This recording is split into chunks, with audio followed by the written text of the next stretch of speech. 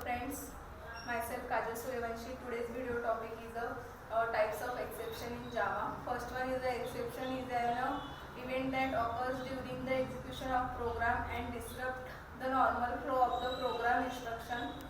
Bugs or errors that we do not want to restrict our program normal execution of code, and it referred to as an exception. We will focus the types of exception in Java and difference between two. Exception can be categorized into two ways. First one is a built-in exception and user-defined exception. Built-in exception is a check exception and uncheck exception.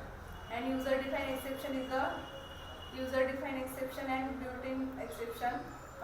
Check exception is a class not found exception, interrupted exception, IO exception, instantiation, SQL, file not found, etc.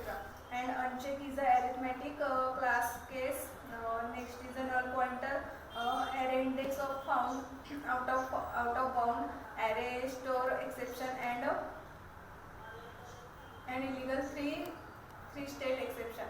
First one is a built-in exception, exception that are already available in Java libraries.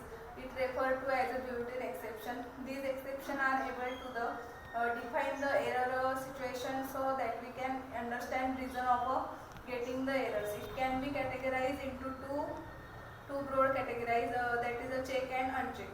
Check exception are called a compile time exception because these exceptions are checked at the compile time by the compiler.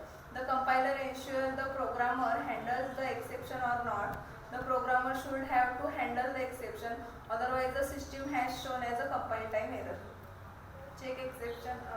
Next is the uncheck exception. Uncheck exception. How to resolve the error in a check exception. The exception occur in the main method. We can get rid from this compilation error by declaring the execution in the main method using the throws. We only declare the IO exception, not a file not found exception. Because of the child-parent relationship in main method, the IO exception class is the parent class of a file not found exception. So this execution will automatically cover by a IO exception.